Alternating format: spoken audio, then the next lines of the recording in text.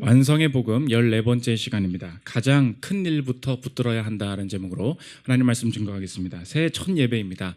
계획한 건 아니지만 로마서의 중요한 분기점이 되고 또 우리 한 해의 좋은 시작으로 붙들 수 있는 말씀이라고 생각을 합니다. 성경 전체에서 가장 중요한 본문을 찾아봐라 하면은 아마 이 로마서 12장 1절 2절 꼽는 사람이 많이 있을 것입니다. 그만큼 우리 인생을 변화시키는 중요한 말씀들이었고 우리 인생의 중요한 명령, 하나님의 명령이 되는 본문이기도 합니다.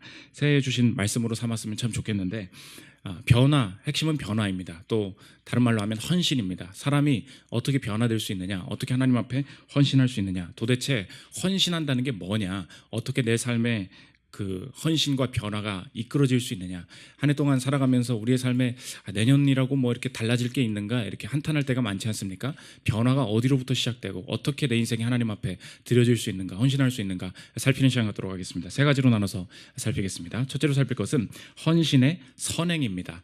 바울이 변화를 명할 때, 헌신을 명할 때 무엇을 근거로 명하고 있는가 그것을 잘 봐야 되는데 우리가 헌신하고 변화되기 이전에 그 이전에 선행된 것, 먼저 일어난 일이 무엇인지를 알아야 한다. 오늘 본문이 그것을 보여주고 있습니다. 바울이 먼저 일어난 어떤 일에 근거해서 우리의 변화, 헌신을 명령하고 있느냐, 하나님의 자비하심이 선행된 일임을 꼭 알아야 된다 이야기하고 있습니다. 1절 한번 보십시오.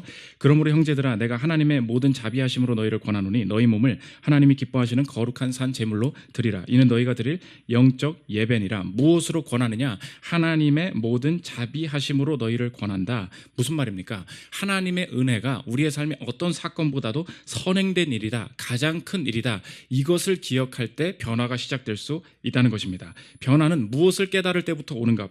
바울이 중요하게 보여주고 있는데 내 삶에 벌어지는 많은 크고 작은 일이 있다는 것입니다. 그런데 내 삶에 어떤 사람이 내게 겪게 한 일, 어떤 사람이 내게 상처를 준 일, 내 인생에 너무나 참 바닥이었고 어려웠던 큰 일들이 있지 않습니까? 그런 여러 가지 큰 일보다 더 큰 일이 하나 있음을 기억해야 된다. 더 큰 일이 뭐냐? 예수 그리스도께서 나를 위해 죽으셨고 예수 그리스도께서 나의 죄를 사하셨다는 내게 하나님의 자비하심이 먼저 선행되었다. 그게 있을 때 인생에 어떤 큰 사건들이 벌어져도 내 삶의 모든 것을 변화시켜 갈 수 있다는 것입니다. 젊은 사람들은 보통 변화를 원할 때 내가 변화되고 싶습니다 할 때 그 근거가 내 인생에 가지고 있는 것이 참 작기 때문에 그렇습니다. 내가 참 가진 것이 없습니다. 학벌도 없습니다. 뭐 저는 돈도 없습니다. 그러니까 젊었을 때 변화되고 싶습니다. 변화되고 싶습니다. 없는 것 때문에 이렇게 변화를 추구하는 경우가 많아요. 근데 이제 인생을 20대, 30대 지나가고 나면 나이가 들수록 변화가 왜 안 되냐? 내 인생에 큰 것 때문에 변화가 안 되는 경우가 참 많이 있다는 것입니다. 인생을 살다 보니까 큰 게 너무 많이 생겼어요. 큰 일을 많이 당했고요. 큰 상처를 많이 경험을 했습니다. 그러니까 어떻게 되냐? 이게 너무 큰 거예요. 그러다 보니까 하나님의 자비하심 너무 작은 일이 되었습니다. 우리 인생에 벌어진 많은 큰 일이 하나님의 큰 일을 막고 있는 경우가 참 많이 있다는 것입니다.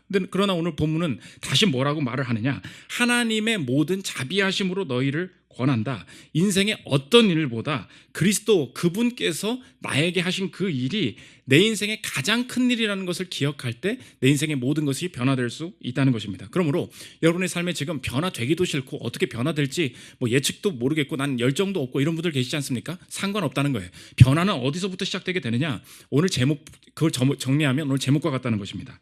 가장 큰 일부터 붙들어야 한다는 거예요. 그 가장 큰 일이 무엇입니까? 하나님의 자비하심으로 너희를 권하노니, 하나님의 자비하심, 그분이 먼저 나를 위해 죽으셨고 그분이 내 인생 위에 던지셨고 그분이 나를 위해서 십자가에 죽으셨다. 그게 가장 큰 것이다라는 것이 우선순위가 명확히 될 때 삶의 변화, 모든 동기부여가 시작될 수 있다는 것입니다. 우리 교회 성도님들을 많이 보면 내 인생의 목표에 올바르게 열정으로 집중하고 있고 그 목표를 향해서 달려가고 있는 목표에 헌신된 사람들일수록 벌어지는 일들, 크고 작게 벌어지는 일들을 능수능란하게 처리하는, 최대한 작게 처리하려는 그 모습들을 볼 때가 참 많이 있습니다. 우리 교회에 이 카페 운영하시는 어떤 성도님 계신데 카페를 오픈을 하고 나니까 이 큰 일들이 많이 벌어지더라는 거예요. 그 주변에 이제 젊은 분들도 계시지만 많은 이제 어르신 분들이 많이 오는 그 카페를 열었다는 것입니다. 근데 저는 이제 이분이 나이도 어리고 그러니까 그냥 철없이 그냥 돈 벌고 싶어서 사업을 하는 줄 알았습니다. 근데 알고 보니까 제가 이제 한번 신방을 갔거든요. 카페에 역시나 아니나 다를까 이렇게 어르신들이 오는 거예요. 문제가 뭐냐? 어른이라고 뭐 카페 안 오고 그런 건 아니잖아요. 근데 앉아 있는데 한 8명이 앉아 있는데 아메리카노 한 잔 시키고 하루 종일 앉아 있는 거예요. 아메리카노 하나 시키고 주문도 제대로 안 하고 하루 종일 뭐 서류 보고 계속 하루 종일 앉아 있는 거예요. 그러면 이제 이거 어떡합니까? 내쫓을 수도 없고 이거 계속 그래서 젊은 사업자가 저거 어떻게 할까 봤거든요. 보니까 어떻게 하니? 그럼 어떻게 하니? 그때 웃으면서 나가주세요 이렇게 한대요. 나가주세요. 그러면 엄청 진상 고객이 너무 많다는 거죠. 네가 뭐 나한테 나가라고 하냐고. 다른 카페는 친절하게 계속 앉아있게 해주던데. 아 그래요? 그러면 그 카페 가시면 되겠네요 하면서 계속 그냥 다 내보내고 지금 다 내보냈대요. 깔끔하게 처리를 했대요. 보십시오. 어떤 사람이 막 사장한테 네가 나보고 나가라고 어쩌고저쩌고. 제가 만약 그랬으면 내가 너 오늘 내가 죽인다 이렇게 하고. 그렇잖아요. 어떤 나한테 지금 무례하게 사장한테 이런 사람이 있지 않습니까? 우리가 늘 이렇게 대하는 게 뭐예요? 이거는 내가 짚고 넘어간다. 너는 오늘 내가 패고 간다. 이런 마음이 들 때가 있지 않습니까? 근데 왜 이렇게 쉽게 넘어가냐? 그냥 넘어가고 그냥 쉽게 작게 처리하려고 하냐? 내가 가장 큰 건 따로 있기 때문에 그래요. 내 사업해야 되거든요. 나 여기서 돈 벌 거거든요. 내가 여기서 돈 다 쏟아부어 다 태웠거든요. 돈. 여기 아니면 내가 갈 데가 없어요. 저 사람을 다른 카페로 내보내야지 내가 여기 있어야 된다고요. 그럼 어떡합니까? 이 문제를 가장 작게 여기고 내 사업 유지하는 거 이게 가장 크게 된다는 것입니다. 어떤 다른 그 자영업 하시는 분도 손님이 왔는데 다 먹었다는 거예요. 결제하러 갔는데 죄송한데 제 돈이 없는데요. 그러면 돈이 없다고 처음부터 말을 하든가. 아니 이것저것 또 몇 개를 더 시켜 먹었다는 거예요. 그러고도 돈이 없다. 그럼 어떡합니까? 또 저처럼 내가 너 오늘 한번 죽인다 결정 이렇게 해야 될 거 아닙니까? 어떻게 하냐? 가시라고. 왜 갑니까? 억울하죠. 힘들죠. 너무 큰일 아닙니까? 내가 뼈 빠지게 고생해서 음식 만들었는데 근데 왜 넘어갑니까? 더 큰 게 있기 때문에 그래요. 그래야 작은 일을 넘어갈 수 있다는 것입니다. 우리가 자동차 탈 때도 마찬가지입니다. 자꾸 그놈 죽이겠다고 새치기 하지 마세요. 그냥 보내줘. 오늘도 예배에 지각할수록 더 우리가 화를 내지 않습니까? 예, 목사님들 얘기예요. 김현수 목사님과 제 얘기를 하고 아주 그냥 고개 운전을 하면서 예배를 내 지각하겠다고 저 자식은 왜 어쩌고 저쩌고 이러지 않습니까? 보내주라고요. 왜요? 중요한 게 있어요. 너무 얘는 언제 한번 버릇 좀 고쳐주고 가야 되겠다. 한번 쳐다봐주고 가야 되겠다. 그러지 마십시오. 보내주십시오. 왜요? 큰 게 있으면 다른 거 작게 여길 수 있다는 것입니다. 특히 하나님에 대해서 오늘 변화에 대한 얘기지 않습니까? 하나님에 대해서 한 번, 두 번 상처받고 한두 번씩 큰일들이 벌어지면 특히 뭐 목사 아들, 딸, 선교사 아들, 딸 이런 분들이 있지 않습니까? 이런 분들이 변화되기 제일 어려워요. 왜 그렇습니까? 오늘 로마서 12장 1절의 말씀에 순종하지 않기 때문에 그렇습니다. 로마서 12장 1절에 왜 변화되래요? 목사 아들이라서? 목사 딸이라서? 그렇지 않습니다. 하나님의 자비하심으로 너희를 권하노니 너희의 인생의 가장 큰 일은 뭐니? 그걸 묻고 있는 거예요. 하나님이 아빠랑 상관없고 내 인생에 대해서 주님이 나를 건지셨다. 그거 기억하면 그게 가장 큰 일이 된다는 거예요. 그런데 어느 순간 인생을 신앙 안에서 살다 보니까 내 인생의 가장 큰 일이 무엇입니까? 아빠 때문에 고생한 일이 가장 큰 일이 되는 거예요. 선교사 자녀로 고생한 일이 제일 큰 일이 되는 거예요. 그리고 교회에서 한두 번씩 이렇게 상처받을 일이 생기거든요. 이상한 리더 만나고 이상한 전도사, 이상한 목사 한 번씩 만나서 한두 번씩 여기 다 넘어진 분들이 여기 와 계시는 거 아닙니까? 그러면 어떻게 됩니까? 그것 때문에 교회 못 다니는 거예요. 그러면서 이제 어떻게 하냐? 헌신을 권하면 안 해요. 왜요? 내가 목사 아들인데 고생 많이 했거든요. 이제는 좀 쉬엄쉬엄 다녀. 그 마음이 마음속에 드는 거예요. 교회 다니는 사람한테 등쳐먹었는데 또 티 모임 하려고, 교회 다니는 사람 그 모임 하다가 상처받았는데 또 모임 나가려고 이런 마음이 드는 거예요. 그럼 어떡합니까? 평생 이렇게 안 하게 되는 거예요. 우리 교회 지금 기타 치는 재황 형제 있지 않습니까? 처음에 우리 교회 딱 왔을 때 물어보는 게 뭐였는지 알아요? 또 기타 치게 하려고 그러죠? 그거 물어봤어요. 왜 그렇습니까? 마음속에 다 그 상처가 있는 거예요. 너무 그것 때문에 어려워졌거든요. 근데 또 그러려고 그러죠? 이게 되는 거거든요. 근데 그때 뭐라 그러냐? 하나님이 하나님의 자비하심으로 너희를 권하노니 그렇다고 안 할 거냐는 거예요. 그런 분들에게 제 개인의 삶으로 응답을 드리고 싶습니다. 저는 그렇지 않은 줄 아십니까? 제가 살아왔던 교회, 저는 건강한 교회를 다닌 줄 아십니까? 어마어마하게 말도 안 되는 전도사님, 맨날 교육자실에서 게임하는 전도사님 밑에서 자랐고요. 말도 안 되는 목사님들한테 당했고요. 엄청나게 이상한 목사들의 일처리와 엄청나게 이상한 설교와 이상한 리더 만나서 개고생을 하면서 자랐어요. 교회 사람들의 농간에 노란한 사람이 접니다. 물어볼게요. 그럼 헌신 안 할 거예요? 내 사업 안 할 거예요? 내 일 안 할 겁니까? 여러분이 지금 그 착각에 빠져 있다는 거예요. 여러분 지금 뭐 하고 계십니까? 가장 큰 일이 뭐예요? 그 사람이 줬던 상처죠. 옛날에 그 목사의 어떤 악행이죠. 제일 크니까 이제 앞으로는 쉬엄쉬엄 우리 교회 기둥이 생기기를 기다리고 계시는 분들이 있어요. 나는 기둥기가 제일 좋다고. 기둥 뒤에서 은혜를 받는다고. 왜 기둥이 없냐고. 빨리 커져야 된다고. 그것 때문에 기도하고 계신 분들이 있어요. 왜 그렇습니까? 헌신하기 싫거든요. 왜? 그러면 인생의 동기부여가 로마서 12장 1절의 순종이 아닌 거죠. 왜 그렇습니까? 하나님의 자비하심으로 너희를 권하노니. 그러므로 사람의 큰 일을 모아서 목회하는 사람들이 저는 너무 싫습니다. 최근 뭐 이렇게 유튜브 썸네일을 보잖아요. 맨날 뭐 이런 걸 사람의 큰 일을 통해서 사람들의 인기를 얻으려고 그래요. 뭐 어떤 썸네일을 보니까 어떤 목사님이 저보고 임직할 때 헌금을 크게 하라고 했대요. 어떻게 해야 될까요? 뭐 도와주세요. 이런 게 엄청 많아요, 유튜브에. 그럼 무슨 말이에요? 교회에서 이게 장로되고 집사되고 뭐가 되려 그러면 뭐 얼마씩 헌금을 요구했대. 옛날에 이제 감사함으로 헌금을 하던 게 그게 어떤 관례가 돼가지고 그런 안 좋은 일들이 있었어요. 근데 저는 그거 볼 때마다 제가 초등학교 때도 그 얘기를 했거든요. 목사들이 그런다고. 그러면 수십 년 지나서도 그 얘기를 해야 됩니까? 전 그런 거 좀 안 봤으면 좋겠어요. 그거 몇 년째 울고 먹을 거예요. 교회에서 과도한 헌신을 시켰대요. 우리 목사님은 과도한 헌신을 강요한대요. 그 썸네일 보면서 막 좋아요를 눌러요. 목사들이 이렇다고, 교회가 이렇다고. 그러면 헌신 안 할 거예요? 아유, 웃긴 놈 다 보겠네. 그 바른 교회 가서 헌신하면 되잖아요. 그래서 제가 설교 때도 꼭 안 하려고 하는 게 뭐냐? 저런 교회를 보십시오. 저런 일들 때문에 사람들이 힘들어지는, 이러면 안 된다는 거예요. 왜요? 사람의 큰일이잖아요. 우리의 인생이 지금 사람의 큰일 쫓아다니게 생겼습니까? 하나님의 큰일이에요. 하나님의 자비하심으로 너희를 권하노니. 너는 뭐 하고 있냐는 거예요.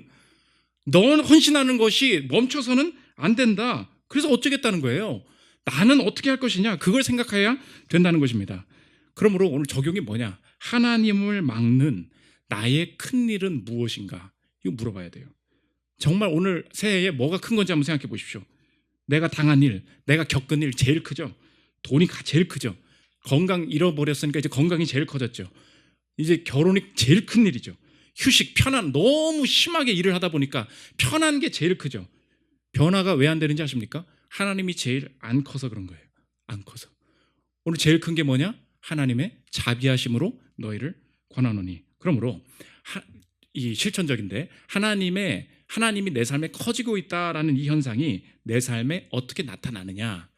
사건을 기대하지 않게 되고 하나님과의 동행 자체를 즐거워하게 된다는 것입니다. 이게 여러분이 품어야 될 새해의 변화예요. 우리가 새해에 기대하는 것이 무엇입니까? 사건이죠. 대박 사건. 이거 하나 터져줘야 되죠. 23년에. 사건을 기다려요. 이런 일들이 팡팡 터져주기를. 그렇지 않아요. 어떤 일이 생기든지 나는 어차피 이 사업을 할 거거든요. 나는 어차피 하나님과 이 길을 갈 거거든요. 그럼 뭐예요? 사건을 기대하지 않아요. 동행 자체를 즐거워해야 된다. 즐거워야 열매가 생긴다는 것입니다.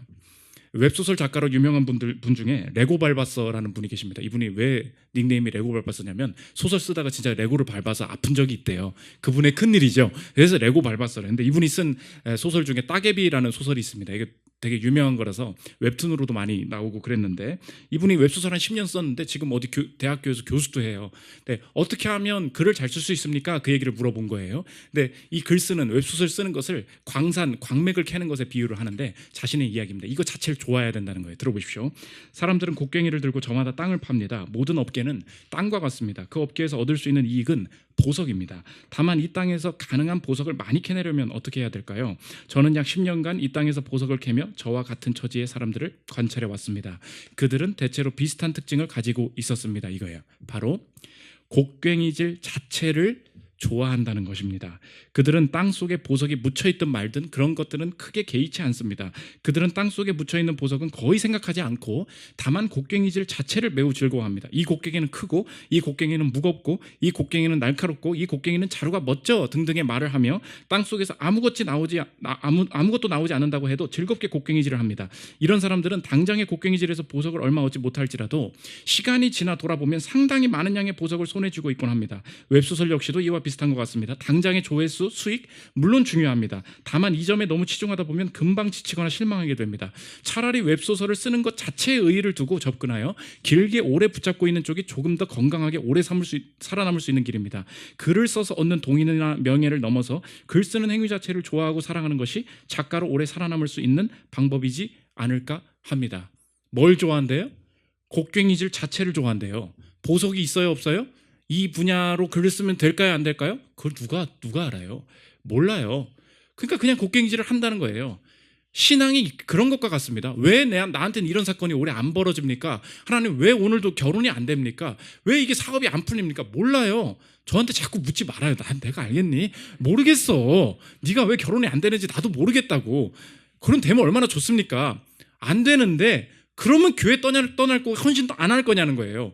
왜 내가 목사 아들로서 목사 딸로서 이런 고생을 해야 되는지 왜 과거가 이해가 되지 않는다고. 목사님 네가 그걸 내가 어떻게 알겠니?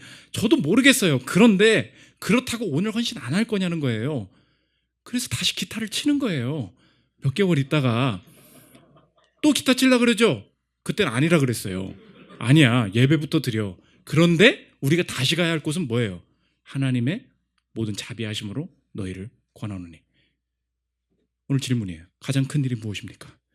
주님이 날 위해 죽으셨다. 이거 붙들면 된다는 것입니다. 두 번째로 살필 것은 헌신의 제거입니다.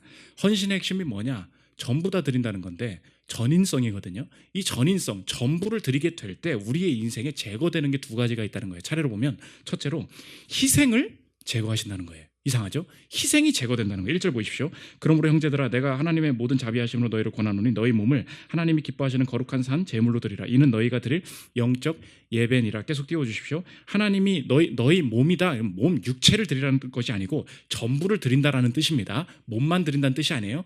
몸까지 드린다는 뜻이기 때문에 다 드린다. 그런데 너희 몸을 기뻐하시는 제물로 드리는 게 마지막에 뭐라 그러냐? 영적 예배니라. 이거 원문을 정확히 해석하면 이것이 합당한 예배다. 이것이 당연한 예배다. 그런 뜻이에요. 영적 예배다. 이 말은 너희들이 하나님의 자비하심으로 권해서 너희 몸을 하나님께 기뻐하시는 제물로 드리는 것은 당연한 결과이지 않니? 당연한 예배야. 합당한 거야. 굉장히 로지컬한 거야. 지금 그 뜻이에요. 그게 영적 예배다. 그 말이라는 것입니다. 그러니까 전인성이란 무엇이냐? 내가 하나님 앞에 전부를 드리게 될 때 사라지는, 제거되는 현상이 있다는 거예요. 그게 뭐냐? 희생 자체가 제거된다는 것입니다. 희생이라는 말 자체가 사라지게 된다는 거예요. 왜? 이게 희생이 아닌 거예요. 하나님 앞에 전부를 드리게 되면, 그것을 즐거워하게 되면 내가 억지로 뭔가를 희생한다, 뭔가를 아까워한다, 이 개념 자체가 사라지는, 희생이 사라지는 길로 가게 된다는 것입니다. 우리 교회 가까이 있는 갈비탕집 중에 송원이라는 갈비탕집이 있습니다. 오늘 많이 드시러 가십시오. 제가 내는 건 아니고, 가보면은 카운터집에 이상한 여자 사진이 많이 붙어 있어요. 그래서 내가 이 사장은 진짜 이거 음란한 사람이구만. 맨날 연예인 사진이나 붙여놓고 진짜 이게 참 맛은 있는데 이게 성품이 쓸데없구만. 이렇게 생각을 했었어요. 가만히 보니까 사진이 다 같은 여자예요. 그리고 늙은 여자야. 그러니까 연예인이 아니에요. 이 사람 누구예요? 이제 현수 목사님이랑 물어보니까 사장님 아내라는 거예요. 사장님 아내. 왜 이걸 여기 덕지덕지 붙여놓으셨어요? 했더니 그 직원 얘기해요. 사장님이 아내를 너무 사랑해서 그냥 아내를 평소에 찍은 사진들을 그냥 막 이렇게 붙여놓는다는 거예요. 다 동일 인물이에요. 그런데 그냥 기쁘게 그거를 다 채우면서 나는 그 기쁨을 누리면서 유튜브 보고 있더라고, 사장님은. 아무튼 그러고 있더라고요. 인간이 언제 기쁨을 느끼는지 아시겠습니까? 내 안에 뭘 채워서가 아니에요. 내게 있는 것으로 내 인생을 던지면서, 내 인생을 다 드리면서 그것을 높이면서 나타나는 기쁨, 그게 인생의 참된 기쁨이 된다는 것입니다. 너무 음악이 좋아요. 어떻게 해요? 이 음악 좀 들어봐. 여러분의 프로필 대화명을 희생시키면서 그 음악을 올려놓지 않습니까? 왜 그래요? 그거 좀 들어보라는 거예요. 내한테 카톡은 안 해도 이 음악은 들어봐. 그 얘기 아닙니까? 컬러링도 해놓고 중년이 되면 하는 일들이 뭐예요? 다 내가 묻지도 않았는데 단톡방인 그냥 내 아들 손주 사진, 손녀 사진 막 카톡 뜨면서 막 계속 올려. 지겹죠? 왜 그래요? 내 시간과 내 모든 것을 희생해서 중년 분들 중에 자기 얼굴 하고 있는 푸사로 하고 있는 사람이 거의 없어요. 손주 사진 딱 떠 있으면 이 사람 나이가 들었구만, 그거예요. 왜 그렇습니까? 내 인생에 다른 것을 담고 싶은 거거든요. 그게 전인성이 된다는 것입니다. 근데 그 사람이 푸사를 희생한 것입니까? 그 사람이 내 이 카운터를 희생한 것입니까? 그 느낌 자체가 안 든다는 거예요. 그게 희생이라는 거예요. 그러므로 지난주에 소개했죠. 도로시 세이어스라는 이 소설가가 뭐라고 말했냐? 희생한다고 말하니 너 그거 사랑하지 않는 거야. 들어보십시오. 사랑은 자기가 사랑하는 것을 위해 스스로를 희생한다고 말한다. 우리가 희생의 의미를 잘 이해하는 한 옳은 말이다. 다른 사람에게는 그것이 희생으로 비치겠지만 사랑의 주체에게는 그렇게 보이지 않을 것이다. 우리가 무언가를 정말로 좋아하면 자아를 잊어버리게 되고 희생은 그 활동의 일부가 될 뿐이다. 자신에게 한번 물어보라. 당신이 최고로 하고 싶은 어떤 일이 있다면 그것을 위해 장애물을 제거하는 일이나 다른 활동을 포기하는 것을 자기 희생으로 여기는가? 그렇게 생각하지 않을 것이다. 당신이 여기에요. 나는 이러저런 것을 희생해야 한다라고 의도적으로 말할 때에는 그 목적하는 바를 최고로 사랑하고 있지 않을 때다. 그런 경우는 당신이 의무를 다하고 있을 때인데 그것도 좋은 일이긴 하지만 사랑은 아니다. 하지만 당신의 의무가 사랑으로 변하는 순간 자기 희생은 당연시되고 세상이 그걸 뭐라 부르든지 당신은 더 이상 그렇게 부르지 않는다. 아이유 콘서트 엄청 좋아하는 우리 교회 자매가 있거든요. 광크를 막 해요. 몇 시간 전부터 기다리고 막 대기해놔. 희생입니까? 아니에요. 당연한 일이에요. 엄마 아빠가 내가 너를 위해서 얼마나 희생했는지 아니? 그 아들 사랑하는 사람이 아니에요. 그렇죠?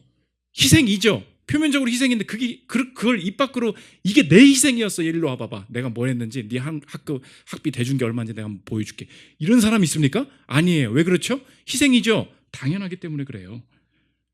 그러므로 하나님께서 우리 하나님에게 무언가를 드리는 것을 훈련시키시고 하나님을 기뻐하라고 말씀하실 때 우리의 기쁨이 된다는 것입니다. 본능적으로 신앙생활 처음 하시는 분들이 성경을 읽을 때 거부감을 갖고 있는 게 있어요. 하나님이 자신을 높이라고 하는 거예요. 하나님을 기뻐하라. 하나님 앞에 영광 돌려라.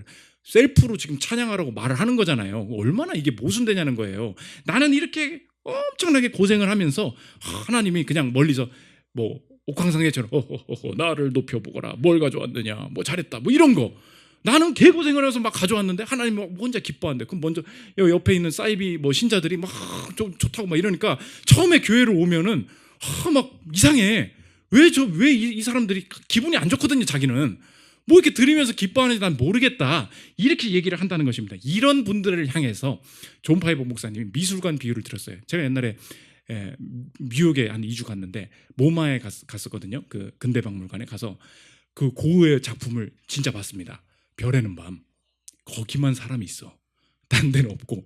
그거 보러 가는 거예요, 다. 정말 제가 그 실물로 봤거든요. 근데 미술관에서 한번 그 작품이 살아있다고 생각해 보라고. 그 작품이 자기 보고 일로 오세요. 당신 여기 왜 왔는지 알아? 나 보러 온 거야. 이렇게 말을 하고 있다고 생각해 보라고요. 그러면 어디서 교만하게 쓸데없이 자기한테 오라 그러냐. 우리가 이렇게 말하겠냐는 거예요. 들어보십시오. 명화들이 말을 한다면 당신이 미술관 바닥을 보며 걸을 때 이렇게 외칠 것이다. 여기 봐요. 날 보세요. 당신이 여기 온 건 나 때문이에요. 별에는 밤이 그렇게 말을 하고 있다고 생각해 보라고요. 당신이 아름다운 명화들을 보며 감탄할 때 당신의 기쁨은 충만해진다. 당신은 그림들이 소리치지 말았어야 한다고 불평하지 않는다. 그림들이 당신이 헛걸음하지 않도록 그림이 구해준 거라는 거예요. 하나님이 자신을 높이는 것이 그분에게는 가장 큰 사랑의 행위다. 우주에서 이런 존재는 하나님뿐이다. 스스로를 높이는 다른 모든 존재는 우리에게 필요한 대상, 곧 하나님에게서 멀어지게 한다. 그러나 하나님이 스스로를 높이시면 우리의 기쁨을 위해 우리에게 필요한 바로 그 대상에게 우리의 주의를 집중시키신다. 하나님을 높여야 되는 이유가 뭔지 아시겠습니까? 그게 우리의 기쁨이라는 거야. 명화를 처음에 모르죠. 근데 별에는 밤에 막 말하는 거야. 나를 높여라고. 넌 날 보러 온 거라고. 고개 깔어. 뭘 넓어. 처음에 우리가 이러죠. 미술관 바닥에 들어가서 전 맨날 미술관에서 아이스크림 먹던 걸 좋아하는 사람이에요. 근데 그걸 보잖아요. 다르다고. 그거예요. 그때부터 기쁨이 막 생기게 된다는 것입니다. 그러므로 적용인데 여러분의 삶에 희생이 없어져야 된다 했죠. 아까워하고 서운해하는 영역은 무엇이 있습니까? 그게 사실 내가 진짜로 헌신하고 있는 영역이에요. 하나님을 떠난 다른 이 땅의 대상은 우리에게 헌신했을 때 기쁨으로 완벽으로 채워주질 않아요. 그러면 헌신했을 때 뭐가 느껴지냐? 아깝고 서운해요. 여러분이 지금 헌신하고 있는 일이 있죠? 연애하죠? 사업하죠? 자녀 기르죠? 일하지 않습니까? 내가 다 내어주고 있는데 충분한 게 오지를 않아요. 그럼 느끼는 게 무엇입니까? 내가 이렇게 고생했는데 연봉이 이만큼이야. 이거밖에 안 돼. 그때 느끼는 게 뭐예요? 다 줬거든요. 다 내어줬거든요. 아깝다. 시간 아깝다. 내 열정이 아깝다. 와, 이거 내가 투자한 게 아깝다. 이거 뭐예요? 헌신을 이미 내가 하고 있었다는 뜻이거든요. 사람은 헌신하지 않고는 살 수 없습니다. 여러분이 하나님을 믿지 않아도 지금 무언가에 헌신하고 있어요. 그런데 그것이 아까운 이유는 무엇입니까? 다 줬는데 충분히 받지를 못해요. 게다가 서운해집니다. 이미 다 주고 있지만 거기서 오는 게 없어요. 자녀에 대해서 서운해요. 내가 희생했거든요. 정말 사랑이거든요. 앞으로도 더 줄 마음이 있거든요. 근데 서운해요. 왜요? 쳐다보지도 않아요. 오지도 않아요. 내가 뭘 했는지 신경도 안 써요. 벌써부터 지금 낌새가 보여요. 저희 집에서. 벌써부터. 어? 벌써부터. 어떻게 30년을 서운해하면서 살아야 됩니까? 그렇지 않다는 거예요. 무슨 일을 할 때 지금 무엇이 희생되고 무엇이 아깝다고 느껴지십니까? 그게 헌신의 부르심이에요. 하나님 안에서 내 일을 드리고 하나님 안에서 자녀를 기르고 하나님 안에서 그 일을 행할 때 보상도 확신할 수 있고 내가 아까워하지 않고 드리고 내가 서운해하지 않고 하나님의 일하심을 기대할 수 있다는 것입니다. 희생이 사라지는 거예요. 두 번째, 부분이 제거된다는 것입니다. 2절 보십시오. 너희는 이 세대를 본받지 말고 오직 마음을 새롭게 함으로 변화를 받아 하나님의 선하시고 기뻐하시고 온전하신 뜻이 무엇인지 분별하도록 하라. 이 세대를 본받지 말라. 그러니까 이 세대가 사는 방식이 이미 우리 안에 어느 정도 있다는 것입니다. 그러므로 전부 전인적으로 변화될 때 우리의 삶에 제거해 나가시는 게 뭐냐? 희생이라는 말 자체가 사라지고 또 한 가지가 부분을 사라지게 만드신다는 것입니다. 부분이 제거돼요. 내 전체가 무엇이냐에 따라서 부분이 드러나게 됩니다. 내가 하나님께서 우리를 창조하셨기 때문에 여러분이 예배를 열심히 드리잖아요. 신앙생활을 열심히 하잖아요. 그러면 걸리는 게 생깁니다. 이게 분명한 현상이에요. 마음에 걸려요. 생각에 걸려요. 아무도 가르쳐주지 않았어요. 아무도 요구하지 않았어요. 그런데 진리의 영이신 성령께서 여러분 안에 계시다면 전부의 영이신 하나님께서 여러분의 부분을 가만히 두실 리가 없다는 것입니다. 그러므로 저 목사님이 내 이 부분에 대해서 분명히 모르고 있거든요. 그런데 이 말씀을 듣고 예배를 드리는데 뭐가 이렇게 걸려 넘어진다고요. 내 전체에 다른 부분이 들어가 있을 때 분명히 하나님은 걸려 넘어지게 만들고 계십니다. 이게 영적인 현상이에요. 그러면 사실은 부분을 불순종하고 있는 게 아니라 전부에 대한 열매를 맡고 있다는 것을 깨달아야 된다는 것입니다. 오늘 새해에 꼭 짚고 넘어야 될 게 뭐냐? 이만큼 잘하고 있는 거 좋죠. 그런데 이 전체의 열매가 왜 폭발적으로 열리지 않는지 아십니까? 부분에 계속 넘어지고 있기 때문에 그래요.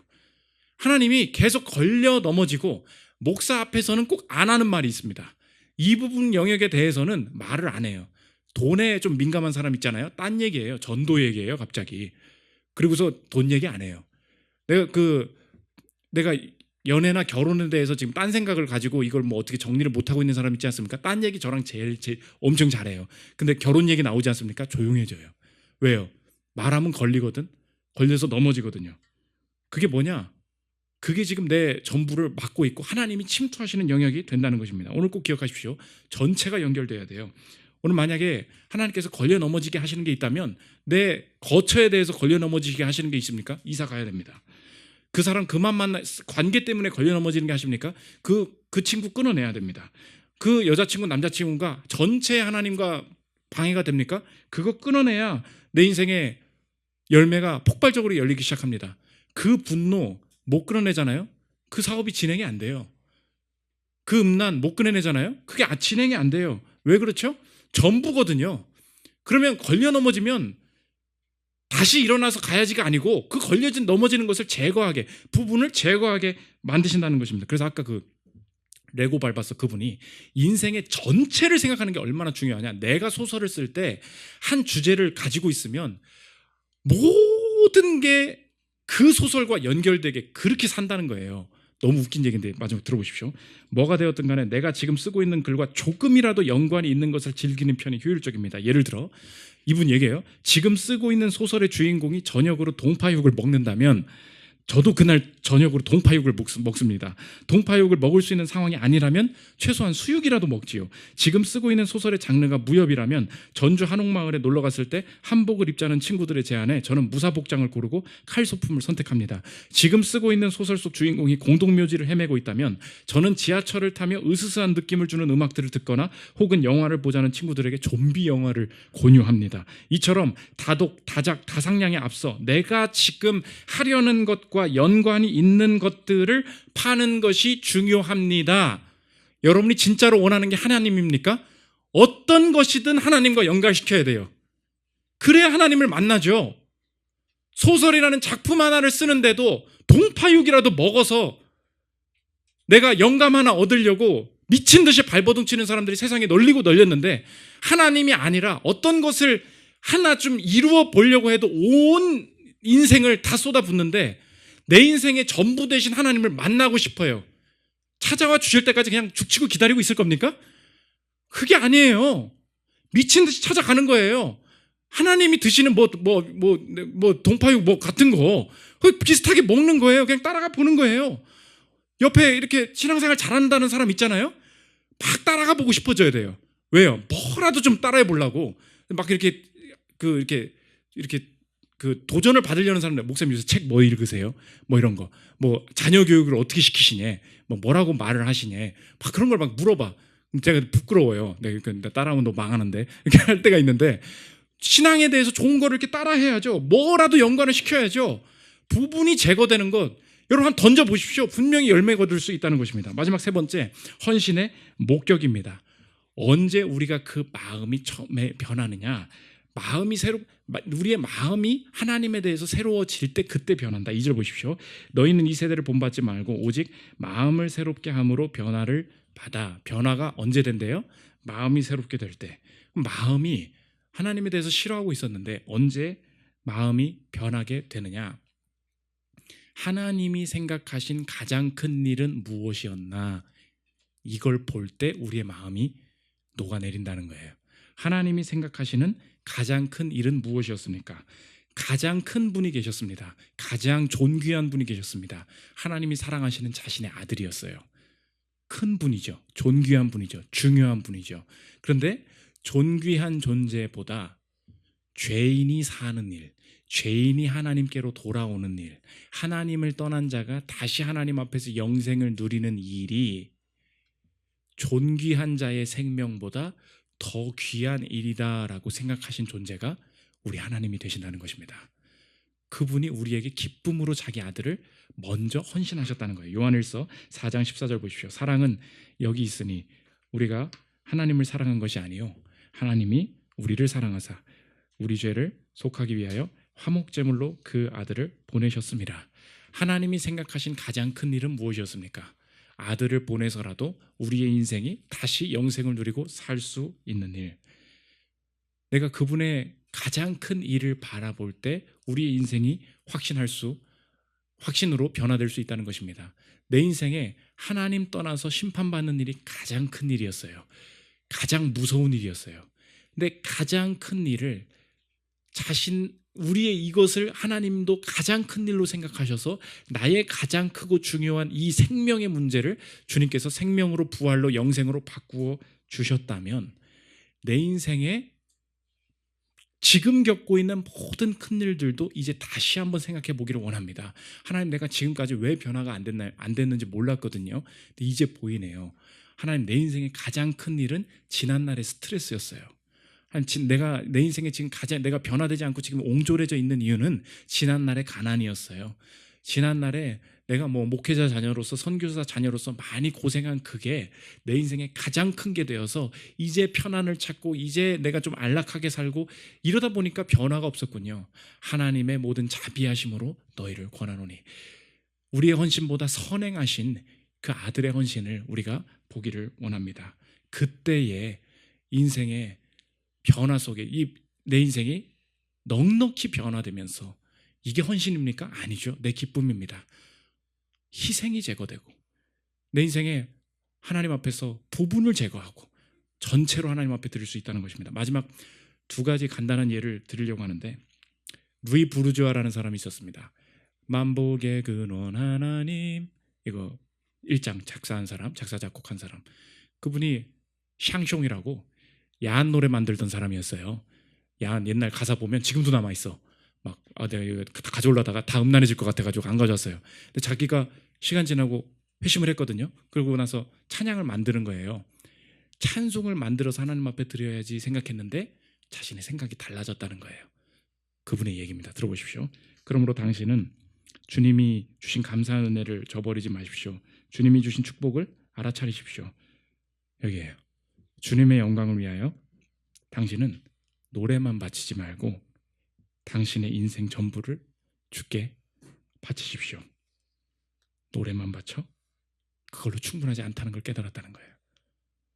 마지막, 더글라스 무라는 주석학자가 이 로마서 주석을 쓰면서 하나님이 원하시는 게 뭐냐, 영어로 멋지게 이렇게 표현했어요. 들어보십시오. 하나님이 바라시는 것은 우리가 드리려는 무언가가 아닙니다. 그분은 하나님께 드리는 자, 바로 그 사람을 요구하십니다. 마지막 뭐래요? He demands the giver. 줄 것, what you give, what he gives. 그 사람이 주는 그거, 그 헌금, 그 몸, 그거 말고 He demands the giver. 주는 그 사람. 하나님이 우리를 부르고 계시다는 것입니다. 한 해 동안 헛된 곳에 내 인생 탕진치 않고 우리에게 먼저 아들 내어주신 그 사랑 닮아 마음을 새롭게 함으로 변화를 받아 하나님의 모든 자비하심으로 너희를 권하노니 그 변화의 길을 걷는 저 여러분 되시기를 기도합니다. 우리 나의 모습 나의 소유 찬양하고 기도하는 시간 갖도록 하겠습니다.